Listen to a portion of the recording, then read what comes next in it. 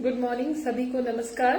मैं अंजना कुमारी सिंह आप सभी के समक्ष राजमाता अहिल्या योग केंद्र इंदौर मध्य प्रदेश की तरफ से आप सभी का हार्दिक स्वागत करती हूँ और साथ ही साथ तपन सिसोदिया सर का, जिन्होंने आज मुझे मौका दिया है कि आपके समक्ष में उपस्थित होकर आज एक्यूप्रेशर थेरेपी के द्वारा किस प्रकार से हम कोरोना काल में हम अपने आप को स्वास्थ्य लाभ पहुंचा सकते हैं।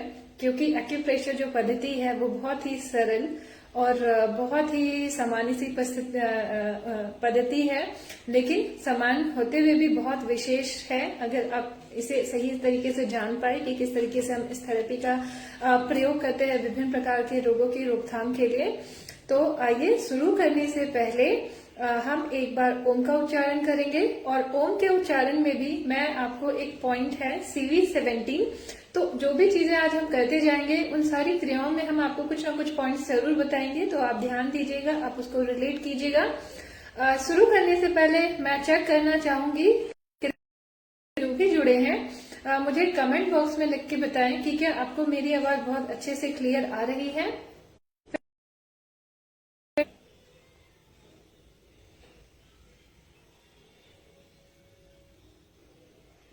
जी हरिओम।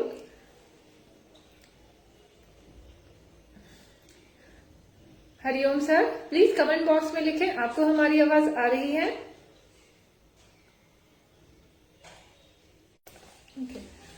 नमस्ते।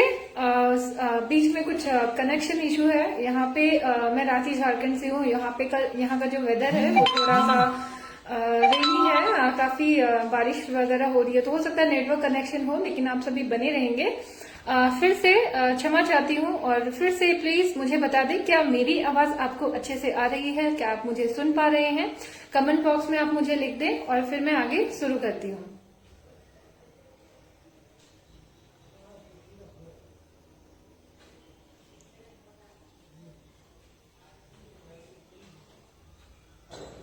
हरिओम। आप में से जो भी जुड़े हैं सिर्फ एक बार यहाँ पे मैसेज कर दें कि आपको मेरी आवाज अच्छे से आ रही है।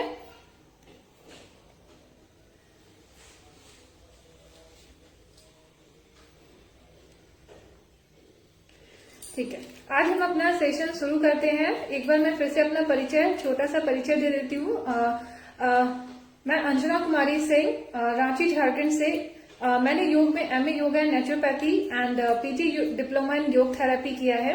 साथ ही साथ मैं एक्यूप्रेशर सोच प्रशिक्षण संस्थान प्रयागराज से भी मैं जुड़ी हुई हूँ, वहाँ की भी मैं एक मेंबर हूँ और वहाँ से भी काफी मैंने जो भी एडवांस कोर्सेज है मैंने वहाँ से भी किया है और एक्यूप्रेशर रिसर्चर भी हूँ। तो क्षमा चाहेंगे, नेटवर्क बहुत डिस्टरबेंस है आज का।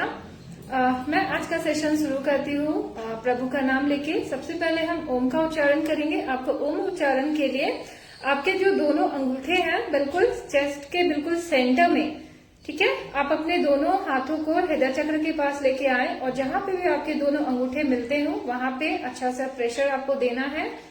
ओम के उच्चारण के समय लंबी गहरी सांस लेंगे हम। इनहेल,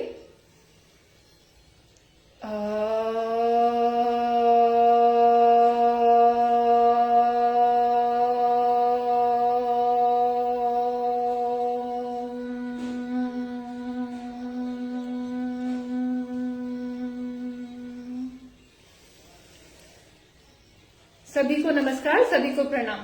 तो आज हमने विषय रखा है एक्यूप्रेशर। आप सभी जानते होंगे एक्यू का मतलब क्या होता है। एक्यू का मतलब होता है कोई भी नुकीली चीज, एक्यू का मतलब होता है तीक्ष्ण, और प्रेशर का मतलब होता है दबाव।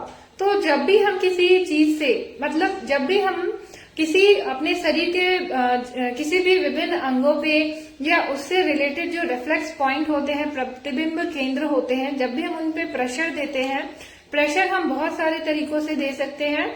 जैसे अगर हमारे पास कोई भी एक्यूप्रेशर किट ना हो, कुछ एक्यूप्रेशर किट होते हैं जैसे इस तरीके के जिम्मे होते हैं, कुछ मेटल जिम्मीज होते हैं, तो जिनके पास बिल्कुल भी एक्यूप्रेशर किट नहीं है लेकिन वो इस पद्धति का लाभ उठाना चाहते हैं, तो आप अपने सिंपल अपने using your index finger, using your thumb से भी आप प्रेशर दे सकते हैं। तो ये तो हो गया कि चलो एक्यूप्रेशर है क्या, बट थोड़ा सा हम पीछे जाना चाहेंगे कि ये जो एक्यूप्रेशर का कंसेप्ट है ये आया कहाँ से। तो एक्यूप्रेशर इसकी जो पद्धति की जो शुरुआत हुई थी हमारे प्राचीन काल से ही हो चुकी है। अगर आप देखेंगे रामायण महाभारत में भी इन पद्धतियों का इस्तेमाल हुआ है। उस समय की पद्धतियां जो प्रचलित थी, जिनको मर्मदाब की संज्ञा दी गई थी, है ना। मर्मदाब यानी ऐसे हमारे शरीर में कुछ ऐसे बिंदु होते हैं जिन बिंदुओं पर प्रेशर देने से, जिन बिंदुओं को आप इंग्लिश में कहें तो आप उसको कह सकते हो स्टिमुलेट करने से, वहां पे जो प्राण का संचार, जो वहां पे जो वायु है, जो वहां पे एक तरह से जो एनर्जी है, क्योंकि हमारे पूरे शरीर में प्राण तत्व विद्यमान है एनर्जी के रूप में, वाइटल एनर्जी के रूप में। तो शरीर बीमार कब होता है? जब ये वाइटल एनर्जी, जब ये प्राण तत्व कहीं ना कहीं इम्बैलेंस हो जाते हैं। इम्बैलेंस यानी या तो उस एनर्जी की मात्रा बहुत अधिक एक्सेस हो जाती है, या फिर उस एनर्जी की जो प्राण तत्व की जो मात्रा है वो थोड़ी लो हो जाती है, वो डाउन हो जाती है। जब यही प्राण ऊर्जा हमारे शरीर में संतुलन रूप में होती है तो ये हमारा शरीर स्वस्थ रहता है। और यही एनर्जी जब किसी भी वजह से, बहुत सारे बीमारियों के कारण हो सकते हैं, बहुत सारे वजहें हो सकती है, तो उसकी वजह से जब एक्सेस हो गई तो भी बीमारी होगी, और एक्सेस से जब वो नीचे जाती है तो भी आपकी बीमारियां आती है। तो हमने मर्म चिकित्सा की बात की थी। आप देखेंगे मर्म चिकित्सा जब भी रामायण महाभारत में जब भी आपने देखा होगा कि जब भी युद्ध होते थे और युद्ध में जब भी सैनिक किसी तरीके से क्षतिग्रस्त हो जाते थे, तब उस समय हमारे जो भी प्राचीन ऋषि मुनि थे, वो उस समय कोई हॉस्पिटल्स नहीं थे, उस समय कोई चिकित्सालय नहीं होते थे, उस समय कहीं पे कोई शल्य चिकित्सा नहीं होती थी, है ना, ऑपरेशंस नहीं होते थे। तो उस समय जो भी अगर किसी का ब्लड गिर रहा है या किसी तरीके से कुछ अंगों में विकृतियां आ गई हैं, तो उस समय जो उपचार होते थे वो सिर्फ पॉइंट को प्रेशर देके ही होते थे। मर्म चिकित्सा, मर्म के बारे में कहा गया है मायंतिते इति मर्मानी, अर्थात मर्म ऐसे बिंदु होते हैं जिसपे चोट आघात लगने से आदमी की मृत्यु तक हो सकती है। लेकिन अगर आपको इन्हीं मर्म के बारे में सही ज्ञान है, मर्म बिंदुओं के बारे में सही आपको पता है, सही प्रयोग करना आप जानते हैं, तो यही जो मर्म बिंदु है ये आपके लिए मृत्युंजय की तरह साबित होते हैं। यानी मृत्यु पे भी विजय को ये मृत्यु पे भी विजय प्राप्त कराते हैं हमें। तो इन मर्म बिंदुओं का काफी उल्लेख मिलता है। इसके आगे अगर हम थोड़ा सा और आगे बढ़ते हैं, और मर्म बिंदु आपको ऋग्वेद में भी हमारे जो हमारे प्राचीन ग्रंथ है, अर्थवेद है, ऋग्वेद है, इनमें भी आपको इन तरह की चिकित्सा पद्धतियों का आपको प्रयोग आपको मिल जाएगा। तो आज की चिकित्सा पद्धति आज की नहीं है, ये हमारी पुरानी सनातन संस्कृति से जुड़ी हुई है, जिसको हमारे ऋषि मुनियों ने हमें दिया है। यही एक्यूप्रेशर थेरेपी जब हमारे देश के जब बौद्ध भिक्षु, क्योंकि वो धर्म प्रचार प्रसार के लिए कहीं ना कहीं वो देश विदेश की यात्रा करते थे धर्म के प्रचार प्रसार के लिए, तब जब ये भारतीय बौद्ध भिक्षु जब वो विदेशों में गए, अलग अलग राज्यों में गए, तो उन्होंने इनका प्रचार प्रसार किया। तो सबसे पहले ये पद्धति जब ये चाइना में गई, एक्यूप्रेशर पद्धति, ये पद्धति, तो चाइना में वहां के लोगों ने इसके महत्व को देखा और उन्होंने इन महत्व को उन्होंने और इसका बहुत इनको विकसित रूप प्रदान किया, और वहां पे जाके यही पद्धति एक्यूपंक्चर के नाम से विकसित हुई। एक्यू का मतलब होता है कोई भी तीक्ष्ण नुकीली, और पंक्चर पंक्चर का मतलब होता है भेदन, है ना। जैसे आपने टायर है, टायर का चक्का है, आपने उस पर कोई नुकीली चीज से आपने उसको भेद दिया, तो जो वहां की हवा है वो बाहर निकल जाएगी। तो एक्यूप्रेशर का इस्तेमाल हम अपने शरीर में कैसे करते हैं?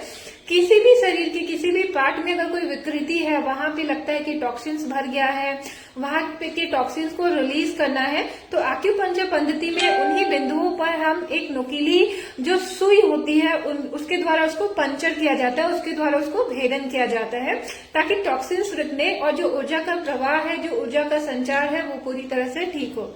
आपको मैं एक बात बताना चाहूंगी, 2 दिन पहले मेरी विस्डम टीथ की सर्जरी हुई है, सर्जरी के थ्रू से निकाला गया है 2 दिन पहले। तो ये आप देखोगे जो मेरी लेफ्ट साइड है, आपको पूरी फील हो रही होगी कि वो पूरी स्वेली है। तो आप खुद सोच सकते हो कि किसी की अगर 2 दिन पहले विस्डम टीथ निकला है थ्रू द सर्जरी के थ्रू, क्योंकि ये बिल्कुल इस तरफ का पॉइंट है और बहुत इंपॉर्टेंट नर्व्स वगैरह भी होते हैं, but still I am able to, मतलब मैं आपके सामने सक्षम हूँ आज का सेशन लेने के लिए। थोड़ी सी दिक्कत मुझे हो रही है क्योंकि मैं अपने माउथ को पूरी तरह से ओपन नहीं कर पा रही हूँ, बट स्टिल मैं कैसे कर पा रही हूँ, तो इसका 2 चीज है, 2 रीजन मैं आपको बताऊंगी। कि मैंने जिस दिन से मेरा ट्रीटमेंट हुआ या जिस दिन से मुझे पता है कि इस टीथ में मुझे पेन होने वाला है, तो मैंने उन पॉइंट्स को लगाने शुरू कर दिए। अगर आपको उस पॉइंट की सही जानकारी है कि अगर आपको वेस्टर्न टीथ में कोई प्रॉब्लम हो रहा है या आपके दांतों में किसी भी दांतों में पेन स्टार्ट हुआ है, आज के माहौल में आप तुरंत डॉक्टर के पास जाने से हिचकते हैं क्योंकि कोरोना काल है। बहुत सारे लोगों को कहीं ना कहीं कुछ ना कुछ बॉडी में पेन होता है और वो चाहते तो है कि हम जाके तुरंत डॉक्टर के पास जाए, डॉक्टर को दिखाए, लेकिन परिस्थिति ऐसी है कि हम चाहकर भी शायद हम ना जा पाए और हम थ्रू दी ऑनलाइन कंसल्टेशन ले पाते हैं। ऑनलाइन कंसल्टेशन में भी सारी चीजें हो पाती है, लेकिन एक ऑफलाइन में जब भी आप जाते हैं तो आपको फील आता है कि हाँ प्रॉपर में कहाँ पे क्या इन्फेक्शन हो सकता है, मतलब चीजें बहुत ज्यादा क्लियर हो पाती है। तो ऐसे स्थितियों में ये जो एक्यूप्रेशर पद्धति है, सुजोग चिकित्सा है, बहुत सारी ऐसी पद्धति है जो दबाव के द्वारा यूज की जाती है। उनके द्वारा भी आप अपने आप को शरीर को हील कर सकते हैं। तो मैंने कैसे हील किया, मैंने अपने हाथों में कुछ पॉइंट्स बताए, तो मैं बताऊंगी आगे जाके, मैं आपको कुछ पॉइंट्स बताऊंगी कि अगर आपको दांत दर्द हो रहा है तो तुरंत आपको कौन से पॉइंट लगाने चाहिए, और अगर आपको बुखार हो गया है तो कौन से पॉइंट लगाओ, कौन सी रंग थेरेपी आप यूज कर सकते हो, क्योंकि ये जितने भी थेरेपी है ये पूरी तरह से नेचुरल है, प्राकृतिक है, पूर्ण रूप से 100% प्राकृतिक है। तो कोई साइड इफेक्ट आपको नहीं होगा, हीलिंग प्रोसेस आपको मिलेगी। यानी हमारा जो शरीर, आप सभी जानते हैं, हम सभी जानते हैं, हमारा जो शरीर है, ये जो शरीर बना है ये 5 तत्वों से बना हुआ है। कहते हैं ना, क्षिति जल पावक गगन समीरा, यानी क्षिति जल पावक, आकाश अग्नि वायु पृथ्वी और जल, ये जो 5 तत्व है, जो पूरे ब्रह्मांड की संरचना इन 5 तत्वों से हुई है। और आयुर्वेद एक्यूप्रेशर में कहा गया, आयुर्वेद में कहा गया है यथा ब्रह्मांडे तथा पिंडे, यानी जो ब्रह्मांड में वो सारे कुछ शरीर में है। तो अगर ब्रह्मांड 5 तत्व का बना है तो वो 5 तत्व से हमारे शरीर की भी रचना हुई है। यानी हमारे शरीर में अगर आप देखोगे अग्नि, तो जो हमारे अग्नि है, जो जठराग्नि है, वो हमारे स्टमक एरिया में जो जठराग्नि है वो अग्नि तत्व है हमारे अंदर। उसके बाद अगर हम पृथ्वी तत्व की बात करें तो पृथ्वी तत्व जो हमारी हड्डियां हैं, क्योंकि पृथ्वी का गुण क्या होता है, पृथ्वी में भार होता है, तो जो बोन है वो हमारे हड्डियों को प्रेजेंट करते हैं।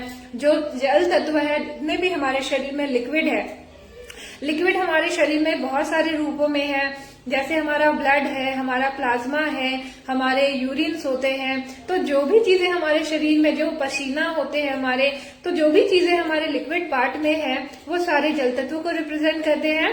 वायु तत्व यानी प्राण तत्व तो हमारे पूरे शरीर में विद्यमान है, पृथ्वी जल अग्नि वायु, तो ये सारी चीजें हमारे अंदर, हम इन्हीं चीजों से बने हुए। लेकिन अगर हम आयुर्वेदिक एक्यूप्रेशर की बात करें तो 5 तत्वों के अलावा ये जो 5 तत्व है इनको हम फिजिकल की संज्ञा दी गई है, फिजिकल, ठीक है।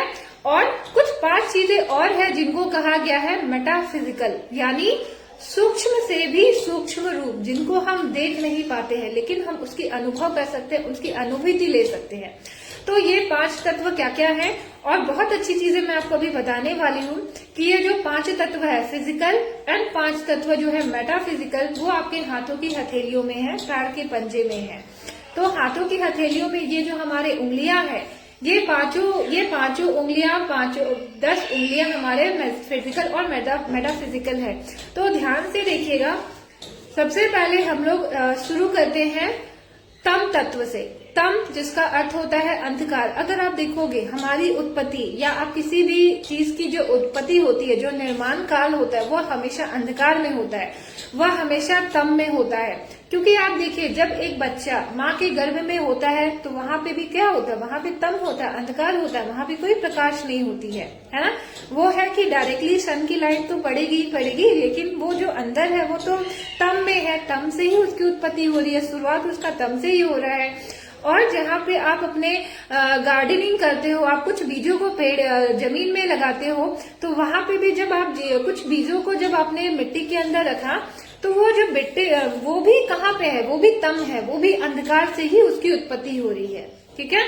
तो जब भी किसी को लगे कि हमारे शरीर में कुछ ऐसे ऑर्गन है, कुछ ऐसे प्रॉब्लम है जो बाय बर्थ है ना, जो हमारे जन्म से ही कुछ, काफी सारे बच्चों में आपने देखा होगा कि कुछ कुछ चीजें उनके बाय बर्थ होती है, मतलब कहीं ना कहीं कुछ डिसबैलेंस हो सकता है, जो हमारे खान पान की वजह से हो सकता है, हमारे रहन सहन की वजह से हो सकता है, हमारी एक्टिविटी की वजह से हो सकता है, हमारे लाइफस्टाइल की वजह से हो सकता है। तो ये सारी चीजों का प्रभाव हमारे आने वाले जनरेशन में, हमारे बच्चों में जरूर होगा जब तक वो माँ के गर्भ में रहता है।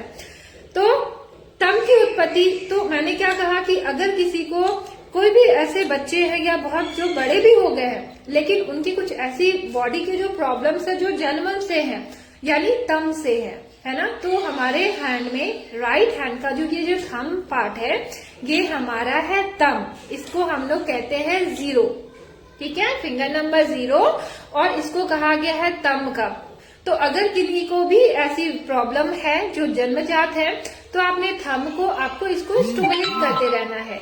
2 जॉइंट आपको मिलेंगे, 1 और 2, तो इन 2 पॉइंट्स को आपको हमेशा आप इसको स्टिमुलेट करते रहिए। अगर आपको लगता है कि कुछ चीजें हमारे जो प्रॉब्लम्स हमें हुई है, किन्हीं को भी, चाहे बच्चे बड़े हो, वो जिनके जन्म से है, तो ये तम है।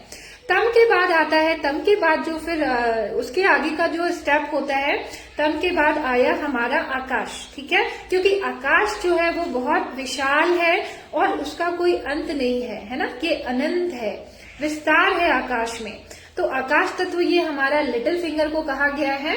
और आकाश तत्व में, तो आकाश तत्व से रिलेटेड क्या हो सकती है, कहीं पे भी जहाँ पे चीजें विशाल हो गई हैं, फैल गई हैं, जैसे बहुत सारे प्रॉब्लम्स होते हैं, मेगाली जिसको लिवर मेगाली कहते हैं, या फिर वहां पे कुछ ऑर्गन जो काफी स्प्रेड हो जाते हैं, बड़े हो जाते हैं, या फिर और दूसरे रूपों में हम बात करें आकाश तत्व की, तो जो आकाश तत्व होता है उसमें हमारा अगर हम अपने आकाश तत्व को, अगर हम अपने बॉडी से रिलेट करते हैं, तो हमारे पूरे शरीर में कौन सी चीजें हैं जो पूरी जगह पे व्याप्त है। आप कोई कमेंट बॉक्स में मुझे लिख के बता सकते हैं कि आपके कौन से आपके पूरे बॉडी में कौन सी ऐसी चीज है जो पूरे शरीर में व्याप्त है ना, जिसको हम आकाश तत्व से रिलेट कर सकते हैं। आप मुझे बता सकते हैं, आगे लिख सकते हैं कमेंट। तो ये जो हमारी स्किन है, ये जो हमारी त्वचा है, ये हमारे आकाश तत्व को रिप्रेजेंट करती है। तो अगर किसी को आकाश तत्व यानी स्किन रिलेटेड कोई भी प्रॉब्लम है, तो वो अपने फिंगर नंबर 1 आकाश तत्व के थ्रू उनको स्टिमुलेट कर सकते हैं। वहां जी नेटवर्क कनेक्शन है, क्षमा चाहेंगे, कृपया सभी बने रहेंगे। तो आकाश तत्व के बाद हम थोड़ा सा फास्ट करते हैं, क्योंकि मुझे आज आपको बहुत सारे पॉइंट्स भी बताने हैं, लेकिन मैं जो 10 तत्व की हमने बात की है आज, वो मैं आपको बता दूंगी। तो 0 नंबर हो गया आपका तम, 1 नंबर हो गया आकाश, और आकाश के बाद ये लेफ्ट हैंड का जो लिटिल फिंगर है, ये हो गई हमारी वायु। आकाश और वायु, क्योंकि आकाश है तो वायु की उत्पत्ति रहेगी ही, और वायु है तो उसका क्षेत्र विस्तार तो रहेगा ही, इसलिए आकाश और वायु ये फिंगर नंबर 2 हो गए। वायु के बाद जो हमारा नेक्स्ट जो क्रिएशन होगा वो हमारा है अग्नि, नंबर 3 फिंगर हो गई अग्नि, लेफ्ट हैंड इंडेक्स फिंगर अग्नि। तो इस फिंगर को आप बहुत ध्यान से, आप चाहे तो नोट कर सकते हैं। ये जो अग्नि तत्व है ना, ये जो अग्नि तत्व है यानी left hand index finger number 3 अग्नि तत्व, इसमें हमारे 3 जॉइंट है, ठीक है। मैं इसको ब्लैक कलर से लगाती हूँ, 1 2 3। अगर आप बॉडी की कोई भी संरचना देखेंगे तो वो ट्राइपॉडिक है। अगर आप अपने हैंड का स्ट्रक्चर देखें तो हैंड में आपके 3 जॉइंट्स है, this is shoulder joint, this is elbow joint and this is wrist joint, ठीक है। तो ये हमारे हैंड को भी रिप्रेजेंट करती है। अगर आपके लेफ्ट हैंड में कोई भी प्रॉब्लम है तो इंडेक्स फिंगर आपको लेफ्ट हैंड को भी रिप्रेजेंट करेगी। तो कैसे हम इसको डिवाइड करते हैं, सबसे ऊपर वाला जो पॉइंट है इसको हम इस तरीके से ट्विस्ट करेंगे, यानी अगर आपको रेस्ट में कहीं पे क्रैम्प आए हैं, मोच आया है, पेन कर रहा है ना, किसी को राइटर क्रैम्प्स होते हैं, मतलब लिखते लिखते उनके जो रेस्ट होते हैं वो स्टिफ हो जाते हैं, वो मूव में उनको प्रॉब्लम होती है, या फिंगर्स में नम्बनेस हो जाती है। तो ये जो फर्स्ट पॉइंट है, you have to twist it here. बीच वाला पॉइंट पैनक्रियास का भी पॉइंट है। यहाँ पे अगर किसी को कोलेस्ट्रॉल की प्रॉब्लम बहुत ज्यादा अगर बढ़ गई है, क्योंकि हम बहुत सारी अभी कोरोना काल में हम बहुत सारी दवाइयां खा रहे हैं, और जो दवाइयां खाते हैं वो बहुत ज्यादा गैस और हीट प्रोड्यूस करती है, और वो भी हमारे शरीर को कहीं ना कहीं फिर इम्बैलेंस करती है, ठीक करती है बट कहीं ना कहीं इम्बैलेंस हो जाता है। तो जिन लोगों को ये फिंगर, जो आपका फिंगर नंबर 3 इंडेक्स फिंगर, ये बहुत इंपॉर्टेंट फिंगर है डायबिटीज के लिए। तो जिन लोगों का भी डायबिटीज है, कोलेस्ट्रॉल बढ़ा हुआ है, पैनक्रियाज, इंसुलिन में प्रॉब्लम आ रहा है, इंसुलिन का सिक्रेशन सही से नहीं हो पा रहा है, चाहे वो स्टार्टिंग स्टेज के हो या मीडियम स्टेज के हो, वो लोग अपने इंडेक्स फिंगर के सारे जॉइंट्स को आप एवरी डे, आप इसको दिन में 2 बार 3 बार भी स्टिमुलेट कर सकते हैं। बस आपको ध्यान रखना है कि जब भी आप ये एक्यूप्रेशर थेरेपी यूज करें, उस समय आपका पेट एटलीस्ट खाली होना चाहिए, एम्प्टी स्टमक में करना चाहिए। और अगर मैं बोलूं कि अगर मैंने 7 बजे अगर मैंने ब्रेकफास्ट किया है, तो एटलीस्ट 1.5 घंटे बाद यानी 8:30 तक आप एक्यूप्रेशर पॉइंट दे सकते हैं। और एक बार आपने एक्यूप्रेशर थेरेपी अप्लाई कर लिया तो प्रिकॉशन के तौर पे आधे घंटे तक आपको पानी नहीं पीना है, पानी नहीं टच करना है। ये बहुत ध्यान देने की बात है, क्योंकि जब भी हम अपने बॉडी में किसी भी एक्यूप्रेशर पॉइंट्स को दबाते हैं, स्टिमुलेट करते हैं, तो यहाँ पे जो एनर्जी का फ्लो है वो बढ़ता है, और वही एनर्जी का फ्लो आगे जाके उसको जो भी बाधाएं थी, जो भी रुकावट थी, जो भी स्टैग्नेशन थे, उसको वो बैलेंस करता है। तो यदि आपने पानी पी लिया, जो एनर्जी बनी थी, आप पानी पी के उसको क्या करोगे, बुझा दोगे। तो इसको मैं एक और को रिलेट करती हूँ कि जो लोग खाना खाते खाते पानी पीते हैं, आप उन लोगों में देखेंगे कि गैस और कॉन्स्टिपेशन की समस्या उन लोगों को बहुत ज्यादा होती है। और एक चीज आप बहुत मार्क कीजिएगा कि जो लोग भी गैस और कॉन्स्टिपेशन को अवॉइड करते हैं, ठीक है, या गैस कॉन्स्टिपेशन के लिए कंटिन्यू बहुत ज्यादा दवाइयां खाते हैं, तो ये एक निशानी है कि आगे जाके आपको बहुत सारे गंभीर रोग होने वाले हैं। तो आपको गैस कॉन्स्टिपेशन को भी बिल्कुल भी इग्नोर नहीं करना है। अगर आपको ज्यादा गैस हो रही है, एसिडिक हो रहा है, कॉन्स्टिपेशन ज्यादा हो रहा है, तो आपको उसको नेचुरल थेरेपी में बहुत सारी ऐसी थेरेपियाज हैं जिनमें आपको दवाई की जरूरत नहीं पड़ेगी, नेचुरल तरीके से आप ट्रीट कर लोगे। तो जब भी आप खाना खाते हो, खाना खाते खाते इसीलिए कहा गया है कि आप उसको पानी मत पीजिए, क्योंकि जब आप खाना खाते हो तो जो हमारी जठराग्नि है वो प्रदीप्त होती है, और आपने उसको पानी पी लिया तो आपने उस जठराग्नि को, जो अग्नि प्रज्वलित हुई थी आपके डाइजेस्टिव ट्रैक्ट को बैलेंस करने के लिए, पचाने के लिए, उसको आप बुझा दोगे तो खाना कैसे पचेगा। और अगर आपका खाना नहीं पचा तो वहीं से रोग की शुरुआत होगी, वो गैस होगा, फिर आगे चल के कॉन्स्टिपेशन होगा, आगे जाके फिर बहुत सारे कोलोन रिलेटेड आपको प्रॉब्लम हो जाएंगे, इंटेस्टाइन, लार्ज इंटेस्टाइन के प्रॉब्लम होगी, एंड देन धीरे धीरे आगे बढ़ेगा। तो छोटी छोटी बातों को यहाँ पे जो भी हमारे नेचुरल पद्धतियां हैं, ये क्या करती है, ये रोग के रोकथाम के लिए, यानी इनके प्रिवेंटिव चीजों को बताती है कि किस तरीके से आपको अपने रोग के लक्षणों को आपको समझना है, और जब आप अपने रोग के लक्षणों को समझ जाते हैं तो किस तरीके से उनको सप्रेस, दबाना नहीं है, उनको उनके जड़ से इलाज करना है, नेचुरल तरीके से इलाज करना है, ताकि ये जो हमारे शरीर में जो त्रिदोष की बात कही गई है, वात, पित्त, कफ, या फिर जो पंच तत्व की बात कही गई है, क्योंकि इनमें कहीं भी संतुलन होता है, कोई भी तत्व अगर ज्यादा बढ़ता है या घटता है तो प्रॉब्लम्स आते हैं, तो यही इनका कनेक्शन होता है। तो नंबर 3 अग्नि मैंने डायबिटीज के लिए बताया, आप नोट कर ले। लेफ्ट हैंड इंडेक्स फिंगर, ये आपके डायबिटीज के लिए है। अभी बहुत लोगों को कोरोना काल में आइज की प्रॉब्लम हो रही है, ठीक है, आंखों में फंगस, मतलब आंखों से ही फंगस स्टार्ट हो रहा है। अगर हम ब्लैक फंगस की बात करें तो किस तरीके से कोरोना काल में अपने आंखों का भी देखभाल कर सकते हैं, या फिर जो डायबिटिक पेशेंट होते हैं उनको भी बहुत ज्यादा प्रॉब्लम्स होती है आंखों रिलेटेड, क्योंकि आगे चल के उनके आई पे इफेक्ट आता है। तो आंखों के लिए ये जो हमारा सेम जो मैंने बोला इंडेक्स फिंगर का जो ये वाला बीच वाला पॉइंट है, कि आपके लेफ्ट आई को रिप्रेजेंट करता है। तो अगर आपको लगता है कि आपके लेफ्ट आई में प्रॉब्लम होने स्टार्ट हो गए हैं, तो आपको इसको प्रेशर देना है, और प्रेशर देने के बाद आप इस जॉइंट पे यहाँ पे ब्लैक कलर अप्लाई करें, और इसके साथ ही साथ कुछ मैं आपको एक मेथी की पट्टी बनाना आपको मैं अभी लाइव बताती हूँ। आपको क्या करना है, जो फेनुग्रीक सीड होता है आप इसको किसी सरफेस पे बिछाइए, और सरफेस पे बिछाने के बाद ये 1 इंच का पेपर टेप है। इस पेपर टेप को आपको कहीं पे भी मेडिकल शॉप में मिल जाएगा, इनको सर्जिकल टेप भी हम कहते हैं। इसको आप इस तरीके से लगाइए, ठीक है, ये आपने इसको लगाया, और इसको आपको बिल्कुल इसको सेंटर में, ठीक है, ताकि पूरे बॉडी पार्ट्स में, मतलब यहाँ पे जो ऑर्गन पॉइंट है, यहाँ पे आपके आई के भी ऑर्गन पॉइंट आ जाएंगे, और मैंने बोला कोलेस्ट्रॉल का भी पॉइंट यहाँ पे आ जाएगा, पैनक्रियाज का पॉइंट यहीं पे आएगा। तो आप इसको स्टिमुलेट कर सकते हैं इस तरीके से, ठीक है। अब जिनको डायबिटीज की प्रॉब्लम है, लीवर रिलेटेड, बहुत लोगों को लीवर की बहुत ज्यादा समस्या होती है, तो जस्ट इसके नीचे वाला पॉइंट, ये वाला, ये आपके लीवर के फंक्शंस को भी सही करता है, कंट्रोल करता है। और साथ ही साथ जिन लोगों को बहुत ज्यादा कॉन्स्टिपेशन होती है, तो आइए हम थोड़ा सा आपको रंगों के बारे में भी बताएं।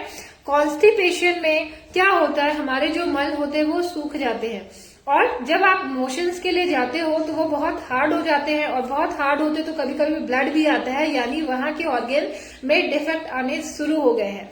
तो आपको लगता है कि आपको बहुत दिनों से कॉन्स्टिपेशन हो रहा है, कृपया इसे अवॉइड ना करें। आप जो भी उपचार कर सकते हैं आप जरूर करें, लेकिन नेचुरल थेरेपी में ये कॉन्स्टिपेशन के लिए आप यहाँ पे ग्रीन कलर, आप इसको पूरे ग्रीन कलर से इस तरीके से आप इसको ऐसे ग्रीन कलर कर सकते हैं। यहाँ पे आपके ये लीवर के फंक्शन को भी करेक्ट करेगा। साथ ही साथ जिनको कॉन्स्टिपेशन है आप जरूर इसको अप्लाई करें, और आप मुझे कमेंट में भेजिए। आप यहाँ कमेंट दें या आप मेरे पेज पे आके आप मुझे कमेंट दे सकते हैं। आज ही जिनको गैस कॉन्स्टिपेशन की समस्या है, आप इसको खूब, इसको पहले फिंगर से तो खूब इसको स्टिमुलेट कीजिए, है ना, प्रेशर दीजिए। 20 to 30 सेकंड का मिनिमम प्रेशर होना चाहिए, मैक्सिमम 2 मिनट्स दे सकते हैं। प्रेशर देने के बाद अप्लाई ग्रीन कलर। और जिनको कॉन्स्टिपेशन बहुत दिनों पुराना है, साल 2 साल का या उससे भी ज्यादा प्रॉब्लम है, वो यहाँ पे मेथी का स्ट्रिप्स भी लगा सकते हैं। ये सारी चीजें इतनी सरल है, इतनी सुलभ है और कम खर्चीली है, जिसको हमारे हर एक तबके के लोग, जो जितने गरीब हो या जो जितने अमीर हो, हर एक तबके के लोग बहुत अच्छे से इनका इस्तेमाल कर सकते हैं। और सबसे बड़ी इस चिकित्सा की बात क्या है कि आप ऑनलाइन भी, क्योंकि आज कोरोना का वक्त है, हम खुद बाहर नहीं जा सकते, ना हम लोगों को बुला सकते हैं, तो हम ऑनलाइन के थ्रू, थैंक यू, धन्यवाद डिजिटल मीडिया को भी, और इतने सारे जो कैंपेन्स हो रहे हैं, वेबिनार्स हो रहे हैं, इनके थ्रू भी एक अवेयरनेस जगी है, लोग इसके महत्व को जानना शुरू किए हैं। तो आप इसके थ्रू भी अगर आप इस पद्धति को सीख लेते हैं तो एटलीस्ट आप स्वयं का इलाज जी। तो फिर से क्षमा चाहेंगे, फिर से हमारा नेटवर्क इशू है, आशा करेंगे कि आप सभी जुड़ गए होंगे जी। तो जितने भी हमने बात की थी कि ये जो हमारा इंडेक्स फिंगर है, ये हमारे डायबिटीज के लिए बहुत ही इम्पैक्टफुल है, और डायबिटीज से रिलेटेड जो भी समस्या है उसके लिए बहुत ज्यादा प्रयोग में होने वाली है, ठीक है। उसके बाद फिंगर नंबर हमारा 4 आता है। फिंगर नंबर 4 हमारा again index finger, right hand का इंडेक्स फिंगर है। ये हमारे जल तत्व को रिप्रेजेंट करता है। तो अगर आपके बॉडी में जल तत्व से रिलेटेड कोई भी समस्या हुई है, आप फिंगर नंबर 4 को यूज कर सकते हैं। उसके बाद जो हमारा फिंगर नंबर 5 आता है वो हमारा पृथ्वी तत्व है। जो हमारा पृथ्वी तत्व राइट हैंड में ही जो हमारा रिंग फिंगर है, ये हमारा पृथ्वी तत्व राइट हैंड है। तो पृथ्वी तत्व यानी बोन रिलेटेड कोई भी प्रॉब्लम हो रही है, और इसके अलावे भी शरीर से जो भी रिजिडिटी जो होती है, जो कुछ चीजें हमारे शरीर में इम्बैलेंस हो जा रही है पृथ्वी तत्व से रिलेटेड, तो आप फिंगर नंबर 5 का यूज कर सकते हैं। बोन्स से रिलेटेड कोई भी प्रॉब्लम है, तो ये जो आपका मिडिल जॉइंट है, मिडिल जॉइंट इज अ पित्त जॉइंट, ठीक है। जैसे हमने वात पित्त कफ, हमारे शरीर में त्रिदोष होते हैं, तो उसी की जो प्लॉटिंग होती है फिंगर्स पे, तो जो सबसे पहला वाला जॉइंट होता है वो वात होता है, बीच वाला जॉइंट पित्त जॉइंट होता है, और सबसे नीचे वाला जो जॉइंट होगा वो कफ जॉइंट होगा, ठीक है। तो मैंने अभी फिंगर नंबर 5 बताई, right hand ring finger, okay. Now ये हो गए हमारे फिजिकल, जो हमने फिजिकल तत्व की बात की थी, मेटल की बात की थी। अब हम आते हैं मेटाफिजिकल पे, तत्वों पे, ठीक है, जो सूक्ष्म तत्व होते हैं, जो परम सूक्ष्म तत्व होते हैं। तो जो मेटाफिजिकल होते हैं, नंबर 6 होता है हमारा दिशा, यानी दिशा का जो फिंगर है हमारा लेफ्ट हैंड, हमारा रिंग फिंगर जो है ये हमारा दिशा का फिंगर है, ओके। सॉरी, ये जो लेफ्ट हैंड रिंग फिंगर ये हमारा काल है। नंबर 6 इज अ काल। काल यानी काल से हम कैसे समझे, कुछ चीजें काल के थ्रू होती है। जैसे अभी आप देखिए नेचर में, वातावरण में, सराउंडिंग्स में इतने सारे इम्बैलेंस हो रहे हैं, यानी आज जो भी इफेक्ट आ रहे हैं वो अचानक से हो रहे हैं। अचानक से किसी को लू भी लग जा रहा है, अचानक से किसी को कोल्ड कफ हो जा रहा है, किसी को अचानक से फीवर आ जा रहा है, कोई अचानक से संक्रमित हो जा रहा है। तो यानी कि किसका प्रभाव है, ये कहीं ना कहीं रूप से कालचक्र का प्रभाव है, ओके। तो काल को अगर हमें इम्बैलेंस करना है, काल के रिलेटेड प्रॉब्लम को इम्बैलेंस करना है और काल को प्रिवेंट करना है, मतलब कोई भी चीज हमें आगे जाके हो, हम उसको किस तरीके से बैलेंस करें, हम किस तरीके से प्रिवेंटिव बनाएं, तो अगेन ये जो 6 नंबर फिंगर है, काल का फिंगर, बहुत इंपॉर्टेंट फिंगर है, आप इसको नोट कर सकते हैं। ये काल का फिंगर हमारा है, ठीक है। यहाँ पे हमारे ब्रेन्स के भी पॉइंट आते हैं, यहाँ पे हमारे काल में कुछ भी काल का इम्बैलेंस हो रहा। फॉर एन एग्जाम्पल, जैसे हमारा पीरियड है, जैसे फीमेल्स के जो प्रॉब्लम्स होते हैं, जो पीरियड के होते हैं, वो इम्बैलेंस हो जाते हैं, यानी असमय आना, असमय चला जाना, वहां पे बैलेंस नहीं होना, और एक बार आया तो वो 10-15 दिन तक वो कंटिन्यू रहा, यानी पूरी तरह से इम्बैलेंस हो जाता है। तो उन प्रॉब्लम्स के लिए भी आप ये काल का फिंगर को, पूरे फिंगर को आप इसको स्टिमुलेट कर सकते हैं, ब्लैक रंग लगा सकते हैं। साथ ही साथ ये फिंगर आपके लिए बहुत इंपॉर्टेंट है, क्योंकि ये जो फिंगर है ये हमारे पूरे स्पाइन को रिप्रेजेंट करती है। हम जो भी आपको अभी बता रहे हैं वो सारी चीजें आयुर्वेदिक एक्यूप्रेशर का कांसेप्ट बता रहे हैं। जब मैं आपको कभी सुजोग के बारे में बताऊंगी तो सुजोग के भी सारे पॉइंट्स हथेलियों में है, पीछे की तरफ है। तो ये मैं आयुर्वेदिक एक्यूप्रेशर का कांसेप्ट बता रही हूँ, बहुत यूजफुल है, बहुत इफेक्टफुल है।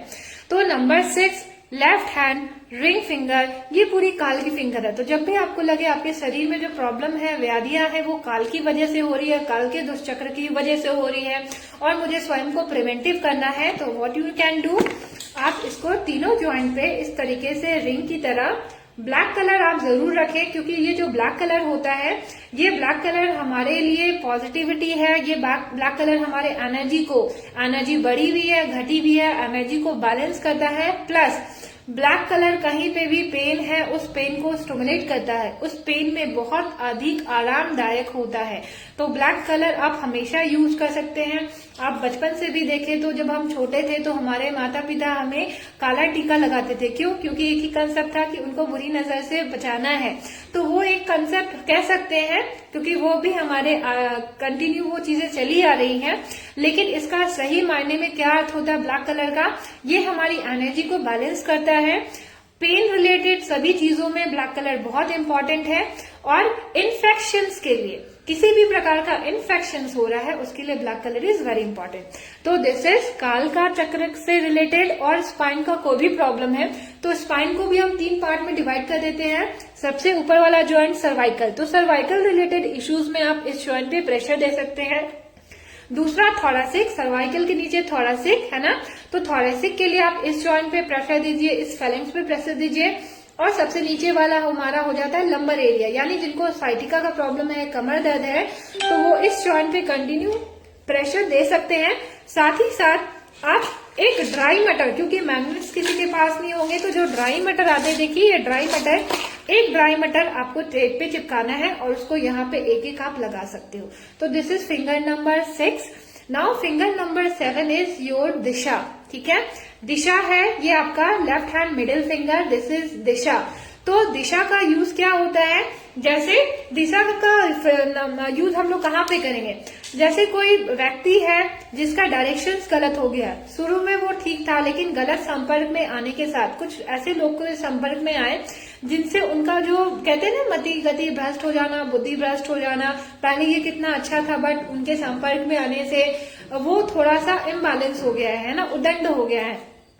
तो ये दिशा की फिंगर है। जैसे काफी लोग शराब पीते हैं, तंबाकू खाते हैं, अगर हमें लगता है कि नहीं हमें उनकी आदत छुड़ानी है तो आप उनको क्या करो, ये जो दिशा की फिंगर है, ये जो फर्स्ट वाला पॉइंट है, इट्स वेरी इंपॉर्टेंट, आप इसको ट्विस्ट करते रहे। स्वयं से भी कर सकते हैं, अगर आप चीजें कॉन्फिडेंस लाना चाहते हैं या चीजों को स्ट्रॉन्ग करना चाहते हैं कि नहीं मुझे ये चीजें नहीं करनी है, तो आप इस दिशा के फिंगर को आपको इसको स्टिमुलेट करना है। ठीक है, इस middle finger is also very important, क्योंकि यहाँ पे भी आपके ब्रेन के भी पॉइंट आते हैं। और सबसे चीजें, अगर हमारा मन भटक रहा है उसको हमको वापस लाना है तो यूज योर दिशा का फिंगर। ठीक है, तो ये हो गया finger number 7। Now finger number 8 is your right hand middle finger. ठीक है, तो फिंगर नंबर 8 इज योर मन का फिंगर। मन, मेरा मन अगर स्ट्रांग नहीं है, मेरे अंदर कॉन्फिडेंस की कमी हो गई है, मेरा मन पढ़ाई में नहीं लग रहा है, या फिर मेरा मन तो करता है कि मैं अच्छी चीजें करूं लेकिन जो मेरे अंदर की जो कैपेसिटी है वो तुरंत डावाडोल हो जाती है ना, इधर उधर मूव करने लगती है, बहुत जल्दी किसी की बातों में आ जाते हैं, मन ही स्ट्रांग नहीं है। तो उन चीजों के लिए जहां पे हमें मन को स्ट्रांग करने की जरूरत है, चाहे पढ़ाई रिलेटेड हो, या फिर जहाँ पे हम कहीं पे कुछ अच्छी चीजें करने चाहते हैं, उसको कंटिन्यूअसली चाहते हैं लेकिन हम चीजें कर नहीं पाते हैं, तो ये यूज योर फिंगर नंबर 8, ये मन का फिंगर है। तो दिशा और मन हमेशा एक साथ रहेंगे। तो जब आप मन का ट्रीटमेंट करेंगे तो आपको दिशा को भी स्टिमुलेट करना है, और जब आप दिशा का ट्रीटमेंट करेंगे तो साथ ही साथ मन को भी स्टिमुलेट करना है। तो again both middle finger is very important. In short, आपके सारे जो फिंगर के जॉइंट्स है वेरी इंपॉर्टेंट।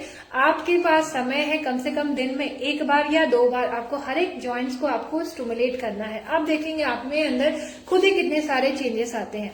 लास्ट जो हमारा पॉइंट होता है वो हमारा फिंगर नंबर 9 होती है। फिंगर नंबर आत्मा का प्रतीक है। ये हमारा लेफ्ट हैंड फिंगर नंबर 9, ये जो थंब है ये हमारा फिंगर नंबर 9 है, जिसको हम लोग कहते हैं आत्मा, सोल। ठीक है, तो आत्मा रिलेटेड हर एक ऑर्गन की एक सोल होती है, हर एक ऑर्गन की एक आत्मा होती है, हर एक ऑर्गन में प्राण तत्व होता है।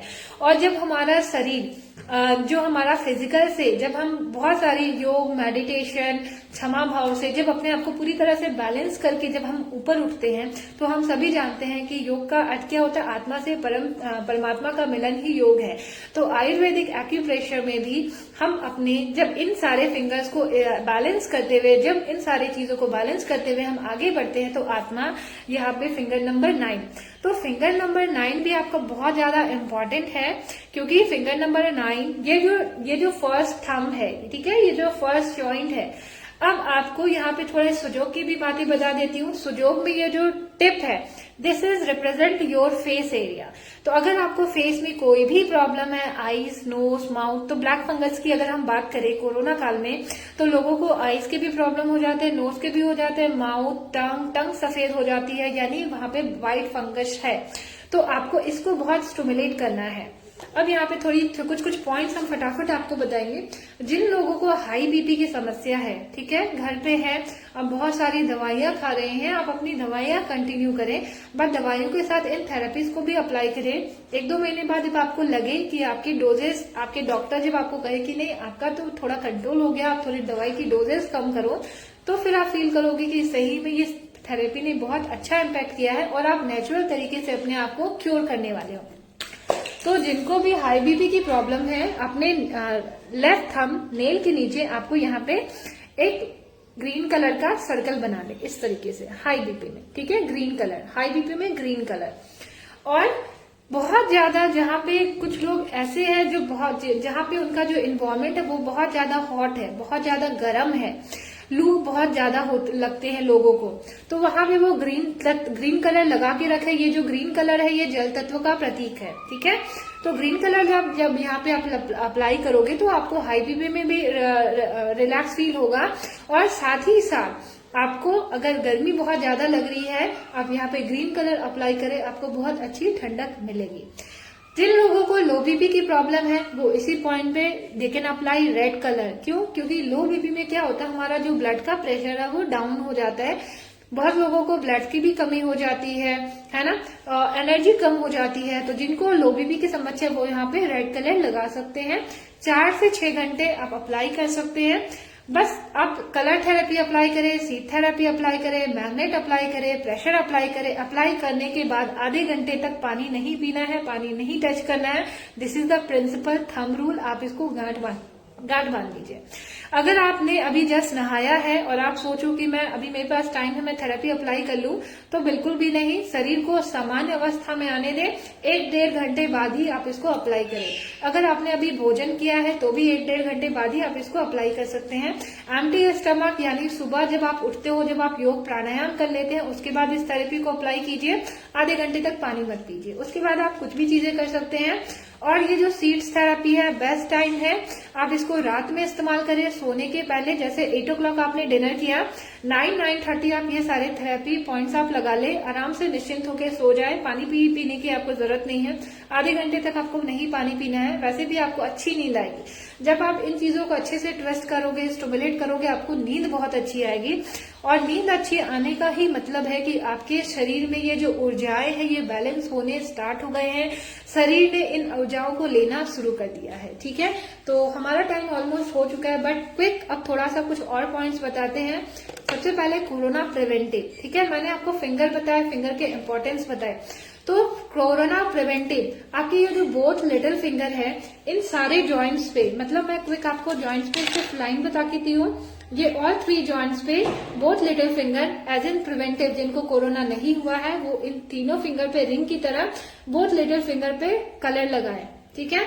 दूसरा, बहुत सारे बच्चों को, क्योंकि बच्चों के लिए भी अभी बहुत ज्यादा हमें अवेयर होने की जरूरत है, और बच्चों में सबसे ज्यादा जो खास प्रॉब्लम हम देखते हैं, बच्चों के पेट में कीड़े होते हैं, पेट दर्द होता है। तो this 2 fingers are very important, क्योंकि यहाँ पे जो आपके टिप में है लिटिल फिंगर, राइट हैंड पे जो लिटिल फिंगर है, जो फर्स्ट जॉइंट है, ये आपका रिप्रेजेंट करता है लार्ज इंटेस्टाइन को। लिटिल फिंगर लेफ्ट हैंड वात जॉइंट यानी फर्स्ट टिप, ये आपको रिप्रेजेंट करता है स्मॉलेस्ट इंटेस्टाइन को। तो पेट में कीड़े हो रहे हैं, मतलब इंटेस्टाइन में भी आपके कीड़े हो रहे हैं, क्योंकि वहीं से सारा प्रोसेस वगैरह हो रहा है। तो आप इन पे ब्लैक कलर लगा दीजिए, सिंपल ब्लैक डॉट लगा दीजिए, आप बहुत अच्छा उनमें चेंजेस महसूस करेंगे, और पूरी तरह से नेचुरल है, कोई साइड इफेक्ट नहीं है, और बहुत अच्छा आपको यूज होगा, आप उसको देख पाएंगे। तो ये हो गया। उसके बाद ज्यादा बच्चों को संक्रमण ना हो, छोटे बच्चों को, जो हमारा अपेंडिक्स पॉइंट होता है, little finger, ring finger, left hand के बिल्कुल बीच में ये जो अपेंडिक्स पॉइंट है, ये हमारा सेकेंडरी पॉइंट है, यहाँ पे ऐसे लगा के रखे। तो जिनको भी संक्रमण हो रहा है, या पेट में कीड़े हो रहे हैं, या आपको लगता है कि संक्रमित हो सकते हैं बच्चों को, क्योंकि वो लोग कुछ भी चीजें खा लेते हैं, है ना, या गंदी चीजों को छू लिया, हाथ नहीं धोया, ऐसी खा लिया, तो कहीं ना कहीं इन्फेक्शन अंदर जा रहा है। तो इन चीजों से भी आपको शरीर को प्रोटेक्ट रखना है, प्रिवेंटिव के तौर पे यूज करना है। तो अप्लाई अपेंडिक्स की जगह पे ब्लैक कलर। इसका जो प्राइमरी पॉइंट है, ये राइट हैंड में बोथ इंडेक्स फिंगर और मिडिल फिंगर के नीचे है, यहाँ पे। तो ऐसा आप इसको ब्लैक सर्कल आप इसको बना सकते हैं। तो ये हमारा हो गया appendix point specially for kids. अभी बहुत सारे बच्चों को देखोगे, जैसे पेट में कीड़े मैंने बता दिए, इंटेस्टाइनल कीड़े जो हो गए, या पेट दर्द हो रहा है, ये चीजें मैंने बता दी। बड़े लोग भी इनका इस्तेमाल कर सकते हैं, और करना है, ठीक है। जो कोरोना से ठीक हो चुके हैं, कोरोना जिनको नहीं हुआ है, वो सारे लोग एज एन प्रिवेंटिव इन सारे फिंगर को ट्विस्ट करें, ब्लैक कलर अप्लाई करके रखें, आपको बहुत अच्छा रिजल्ट मिलेगा। अब बच्चों में कभी कभी होता है कि बहुत उनको उल्टियां होने लगती है, ठीक है, या बड़ों को भी अगर लगे कि उल्टियां हो रही है, तो क्या करो आप, दीज 2 मिडिल फिंगर को आप ऐसे मिलाओ इजिली, जहां पे भी ये मिलता है, this is your stomach point, ठीक है। इवन पैनक्रियास का भी पॉइंट है, तो सुजोग पढ़ोगे, आयुर्वेदिक एक्यूप्रेशर पढ़ोगे, तो बहुत सारे पॉइंट्स आपको लगेंगे कि एक दूसरे से रिलेट करते हैं, ठीक है। तो उसके लिए कुछ नहीं करना है, आपको सही पॉइंट्स पता है, लगाने का तरीका पता है, आप उसको बिल्कुल मन से लगाएं, आपको रिजल्ट बहुत अच्छे। जी, मैं आपको स्टमक के पॉइंट बता रही थी, 1 सिंगल पॉइंट, स्टमक रिलेटेड आपको कोई भी प्रॉब्लम हो रही है, ठीक है, तो यहाँ पे एक पॉइंट है स्टमक 44, ST44, ठीक है। Middle finger, left hand middle finger, नाखून के थोड़ा सा नीचे, ठीक है, ये टूवर्ड्स आपके index finger, this is stomach 44 point, ठीक है। स्टमक रिलेटेड कोई भी प्रॉब्लम में आपको हेल्प करेगा। साथ ही साथ, जैसे मैंने बोला मेरे दांत में बहुत दर्द है ना, कोई भी दांत की प्रॉब्लम हो रही है, तो भी आपको स्टमक 44 बहुत अच्छा आपको हेल्प करेगा। स्टमक 44 स्टमक रिलेटेड इश्यूज में, दांत दर्द में, इवन काफी सारे प्रॉब्लम्स में स्टमक में बहुत हेल्प करेगा। बच्चों को जैसे मैंने बोला वोमिटिंग हो रही है, इंटेस्टाइनल उनका गड़बड़ा गया है, पेट खराब हो गया है, उसकी वजह से उनको वोमिटिंग हो रही है, तो उस केस में आपको क्या करना है, एक पॉइंट आता है ST36 यानी स्टमक 36 का पॉइंट है, ये चाइनीज मेरिडियन का पॉइंट है। ये हमारा जो सेकेंड जॉइंट है, ठीक है, second joint middle finger, left hand second joint, यहाँ पे ये पॉइंट, ठीक है। इस पॉइंट पे ये हमारा जॉइंट से थोड़ा सा ऊपर टूवर्ड्स इंडेक्स फिंगर, ये हमारा स्टमक 36 है। तो इस पॉइंट पे भी आप यहाँ पे इसको यूज कर सकते हैं। जी, हम इसके अलावा प्रॉब्लम्स हैं, जैसे हमने कहा फेस रिलेटेड, तो आपको थम्स को यूज करना है। किसी के बहुत ज्यादा बाल झड़ रहे हैं, और इवन दांत के दर्द में, अगर लेफ्ट की तरफ कोई भी दांत में प्रॉब्लम है, लेफ्ट साइड के किसी, धन्यवाद दूंगी, क्षमा भी चाहूंगी, क्योंकि आज का जो वेदर कनेक्शन है इतना वीक है कि बहुत चीजें हमें आपको बतानी थी, लेकिन वो मैं अच्छी तरीके से नहीं बता पा रही हूँ। थोड़ा कनेक्शन प्रॉब्लम है, वेदर सही नहीं है, बट मैंने पूरी कोशिश की है। आशा करती हूँ आप सभी को पसंद आया होगा और आपको चीजें समझ में आई होगी। जो भी चीजें आपको नहीं समझ में आई, आप मुझे आप राजमाता अहल्या योग केंद्र के पेज पे, या फिर मेरा नाम अंजना कुमारी सिंह है, आप मेरे पेज पे भी आप हमें क्वेश्चंस कर सकते हैं। मैं मेरा नंबर आपके साथ साझा कर रही हूँ 9155527741। तो जो भी इस कोर्स को सीखना चाहते हैं, हमसे जुड़ना चाहते हैं, थेरेपी लेना चाहते हैं, वो हमें कांटेक्ट कर सकते हैं। और आगे के लिए फिर से मैं क्षमा चाहूंगी और धन्यवाद दूंगी तपन सर का, राजमाता अहल्या योग केंद्र इंदौर मध्य प्रदेश का, आपने मुझे बुलाया। और आप सभी का तहे दिल से धन्यवाद। आप इतनी देर तक हमारे साथ बने रहे। तो जो भी चीजें हमने बताई हैं आप उसको जरूर इस्तेमाल करें। हर एक जॉइंट्स को प्रेशर देते रहे, थंब पे प्रेशर दें। लास्ट ऑक्सीजन पॉइंट्स में बताती हूँ, आप अपने बॉडी पार्ट को 3 पार्ट में डिवाइड कर दीजिए, 1, 2 and 3। तो ये जो वाला एरिया है ये लंग्स के लिए बहुत इम्पैक्टफुल है। कोरोना में ऑक्सीजन की जिनकी भी कमी हुई है या हो रही है, छोटे बच्चे हैं, बड़े हैं, जब भी आपको लगे कि बच्चों का ऑक्सीजन लेवल, बड़ों का ऑक्सीजन लेवल अचानक से कम होने लग गया है, जब भी आपको लक्षण पता चल जाए, इस पॉइंट को आपको खूब दबाना है। कम से कम 5-10 मिनट्स हर एक घंटे में, 2-2 घंटे में आपको स्टिमुलेट करना है। दिस इज ऑक्सीजन पॉइंट, ठीक है। बीच का एरिया यानी स्टमक रिलेटेड कोई भी प्रॉब्लम हो रही है, दिस इज स्टमक रिलेटेड। जो भी हमारे ऑर्गन्स आएंगे ये स्टमक रिलेटेड है। अब हमारे स्टमक के नीचे जो हमारा पेल्विक रीजन के जो भी पॉइंट्स है ये पूरे यहाँ पे आ जाएंगे। ये एक लाइन में बना देती हूँ यहाँ से यहाँ तक। तो यूरिनरी इन्फेक्शन जिनको हो रहा है, यूटीआई के इन्फेक्शन काफी ज्यादा होते हैं, मेंसेस के प्रॉब्लम ज्यादा होते हैं, तो ये जो पॉइंट है both middle finger, ring finger के जो बीच का पॉइंट है ये वाला, ये आपको यूटीआई इन्फेक्शंस में बहुत काम आएगा। ऑक्सीजन का मैं और एक पॉइंट बताऊंगी, 2 पॉइंट और बताऊंगी। लिटिल फिंगर जहां पे हमने लार्ज इंटेस्टाइन की बात की थी, उसी का सबसे नीचे वाला जॉइंट लंग्स का पॉइंट है, इसको भी आपको स्टिमुलेट करना है। 1 मटर का दाना लगाए, ठीक है। और सबसे मेन जो आपको जरूर करके रखना, जिनको ऑक्सीजन की कमी हो रही है, कंटिन्यू बनी है, आप सिंपल लेट जाए पीठ के बल और अपने हाथ को सीधा करें और अपने नाक को सिंपली जहां पे भी आपकी नाक टच होगी, यहाँ पे टच हो रही है तो यहाँ पे आप प्रेशर दोगे, आपको टच पेन करेगा।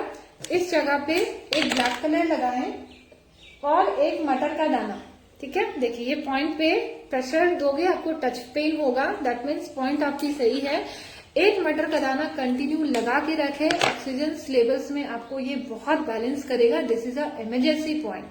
इसीलिए हम कह रहे हैं कोरोना प्रिवेंटिव में जिनको कोरोना हो गया है, जिनको कोरोना पोस्ट कोरोना के भी जो भी इफेक्ट हो रहे हैं, आपको उन चीजों को सही करना है। Both little finger, both middle finger, both thumb, ये 3 फिंगर तो आपको करने ही करने हैं, ट्विस्ट करने ही है। ब्लैक कलर सिंपली लगा के रखें, आप इनका रिजल्ट देखिए, आपको बहुत अच्छा लगेगा। इन्हीं चीजों के साथ मैं अपनी वाणी को विराम देती हूँ। आपको मैंने समय थोड़ा ले लिया डिस्कनेक्टिविटी की वजह से, तो क्षमा चाहूंगी। और तहे दिल से आप सभी का धन्यवाद। नमस्कार। ओम।